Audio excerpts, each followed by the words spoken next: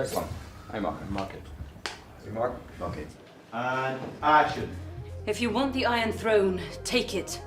We have an army, a fleet, and 3 dragons. We should hit King's Landing now, hard, with everything we have.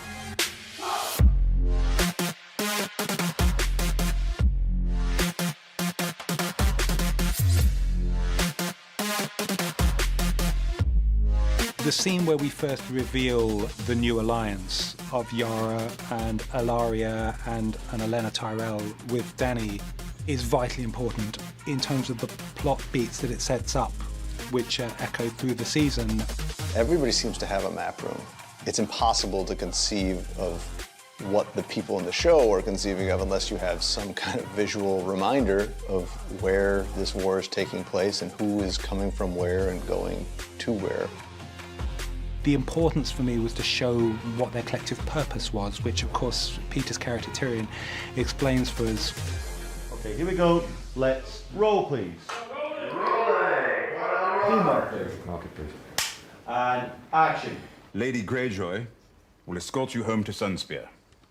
And her Iron Fleet... Well, shit. Morning, guys. That was nice. No, it wasn't. It was. Well, you're not seeing what I'm seeing. It's lovely. So here we are in the Dragonstone map room. It's slightly changed from the original. The big change is that we designed a new dragon. So we've taken the old dragon out and we're now sculpting a new design of a dragon in. What you got? Well, we got a map table. The first time we obviously see this and see the furniture, we're going to have it all sort of caked in dust and sort of lived in the map markers, all the old map markers are going to be tossed around the floor. So obviously the second time we do it, when we see it next, we'll sort of clean it up. And that's when we'll have the new map markers in there, basically. We will not attack King's Landing. So how do you mean to take the Iron Throne? By asking for it nicely? With the exception of Tyrion, all the allies that matter in this scene are all women. I don't think there are that many situations in film or television where you see 4 women sitting around a table discussing power and strategy and war. Will you take a bit of advice from an old woman? I've known a great many clever men. I've outlived them all. Do you know why? I ignored them. You're a dragon. Be a dragon. Dame Diana telling me to be a dragon, I was like, thanked. I'm gonna wake up some mornings and just tell myself that. It's been so rare. We've all sort of been in like separate TV shows on these different locations story-wise, and we're lucky if we even meet each other actor-wise, so it's so much fun to be in the same room and act with them again. Okay, settle now, please, guys. Here we go. Let's roll, please. Sound speed. Sound speed. 13, Nima, take 1. C marker only.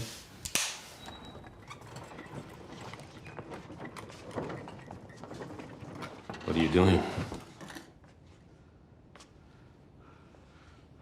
You're not dying today, Sir Jorah. The operation on Jorah was one of the major technical challenges for me in episodes 2 and 3. 99% of the credit goes to Barry and his incredible prosthetics team. It's something we hadn't necessarily done before, and it's like almost everything we do with prosthetics. It's all trial and error. We had to devise a way of removing the top outer skin of this disease and having an underlayer beneath which could bleed, and we'd have pus and various gooey things. And I think we had a team of 4 applying his body makeup. My call, I was picked up at the hotel at 1:45 in the morning, and it was 5 or 6 hours to get the full top body prosthetic done. Okay, and stand by to rip, please. Ripping in 3, 2, 1, rip! The props for this scene are props that will be used in one scene, never seen again. You could have gotten away with a throwaway version of those props, and I bet 9 out of 10 people wouldn't have noticed because their eye is somewhere else. Deb doesn't approach her job thinking, well, nobody's gonna be looking over here. She gives equal focus to everything. What people hold in their hands is really important because that tends to be what the camera will actually see in close-up. So something like Sam's medical instruments, you know, it's that cross between sort of medieval But at the same time, you know, we're in the Citadel, and what does that mean? And what sort of instruments would Sam use to operate on Jorah? Please try not to scream. I had two specific images. One was the camera there, and one was the camera there. The idea being that when we were seeing the scalpel cut through the grayscale, I wanted to also be able to see Ian's face and the pain of that. It had to have context. As a cutaway, it's just a prosthetic, but when Ian's face is in there, to me, it comes to life. Even though everybody on the set knows that it is a prosthetic, there's an instinctive human reaction when you see blood and when you see flesh coming away from body and sinew underneath. You just have that instinctive reaction that you can't really control, seeing something that I shouldn't be seeing. You do have those nice moments when you're as an actor where you sort of, which you're not supposed to do, there's supposed to be a hush in a studio, but certain moments where people go, oh no, that's disgusting. How's that, Mark? That's really good. It's funny if you want it. The location team in Seville had found this extraordinary old armory, which had incredible scope to it. The challenge was to bring Anton and Lena through the set in such a way that could maximize that depth. And of course, the incredible scope of a number of skulls that they supplied for us. We had made all of these extraordinary dragon skulls here for months and months. There must have been 50 dragon skulls down there of all different sizes and different states of disrepair. It's like Robert's hidden trophy room. Of course, we had the giant skull that was in the back there. That had a digital 3D sculpture done in the art department. Then we took on the task of translating that into a pretty large polystyrene carving. Balerion the Dread's skull would be the hero prop, and it's the largest dragon that's ever existed. And this is the dragon that spearheaded the conquest of this whole country, and that put all 7 kingdoms under Targaryen reign. So if you can drive a giant tree trunk bolt through the skull of this thing, that means that maybe you stand a chance against the Dragon Queen. If you can't, you don't. There does appear to be a plan in hand. Have you ever been down here, Your Grace? No, I can't say I have. If they can be wounded, they can be killed. The weapon itself is something that Tommy Dunn and his team made, and it's real. I mean, it weighs thousands of pounds. It's functional. I mean, if you really increase the tension on it, you could put one of those bolts through a cement wall. We didn't do that because that would not be safe. If you kindly pull that lever. He shows Cersei a working model. So he's basically saying to her, we can do this.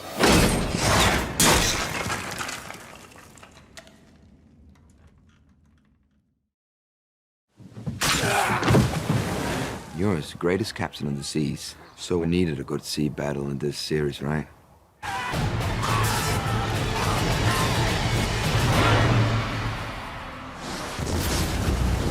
Yara and Theon did underestimate Euron's prowess and power.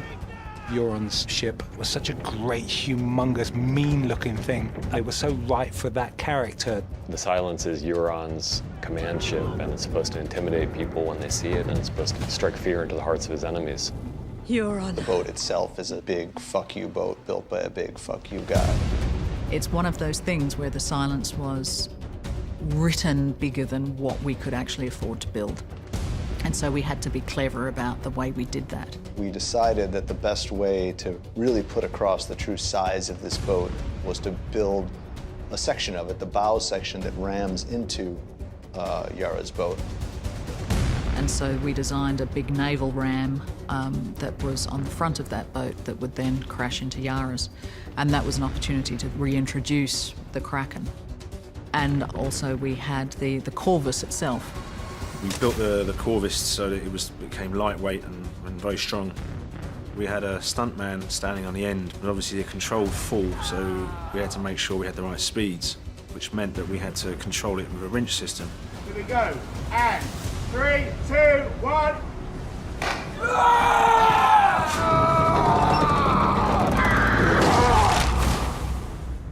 One of the major challenges in the boat sequence was how to, sell the idea that this was happening at sea, that they were floating on water, and yet we're in a car park in Northern Ireland. Sam's first ever was, well, we'll just blast a load of water against the sides and it will splash up. By having this splash up, there was immediate visceral connection with the ocean. We had green screens 60 feet high, all the way around the ship. So, there isn't really a direction that the camera can face that we don't have to do something. We're big believers that real photographed elements are what helps sell the reality of our scenes. Part of the look of it all, having a lot of embers burning through the shot as if all the boats are on fire. So we created ember guns. We had some larger rigs as well. We had a couple of moments where the whole sort of section of the mast would come collapsing down. Part of the battle is Euron's crews fire the burning projectiles at Yara's crew. Our effect there is really a lighting effect, which was basically a flare. Sometimes we had flares fired freehand, and sometimes we had flares fired down wires. Okay, here we go. 3, 2, 1, action! I have an axe, right? Of course he has an axe. He doesn't fight with a sword, he has an axe. So the first hit I have, blood just came like, and I was like, yeah, this is awesome. All right, next one. The Iron Islanders have a particular breed or species of violence, which is bludgeoning, basically. I wanted it to feel like of a riot when there's a flash of, violence and it just kicks off, and nothing should look choreographed. We had 40 stunt guys on there, 6 cast members and the crew. It will be axe, whip, yank, punch. Namira, played by Jessica, with the whip, that's quite a challenge to have a busy environment with an 8-foot whip. So we do lots of inserts with a real whip, and then we use a CG extension.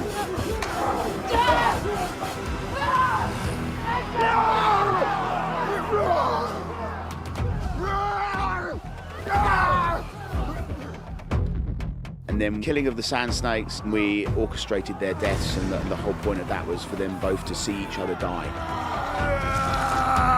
One of the things I think we, the production, learned was to make it personal, to stay with individuals within the chaos of the battle. Initially, it was all about Gemma's character, Yara. We also found that Euron was such fun that it became more of a split. Give your uncle a kiss. And Pilu is such a great kind of heir apparent to Ramsay, is such a great baddie for this season. I enjoyed it a lot because it's fantasy. So all my bad, evil thoughts gets released in Game of Thrones. The key moment in the sequence is Yara coming up onto the poop deck area, and really that moment of looking out over the stern of her ship and seeing the enormity of the attack, and knowing that all is lost, and that the only thing to do is to fight to the last, like a good Iron Islander. 3, 2, 1, action, you go. And then he's going to go on action, then we'll readjust. Ready, and 3, 2, 1, action!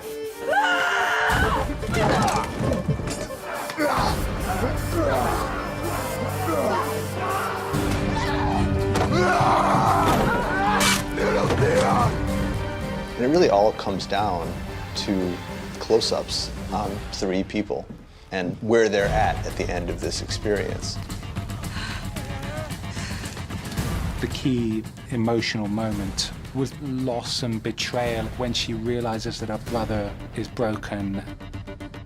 A take that I think we ended up using on her close-up, where there was just a small tear, which we tend to be very show a lot of restraint in any kind of overt emotion in the series generally, but that felt earned to me.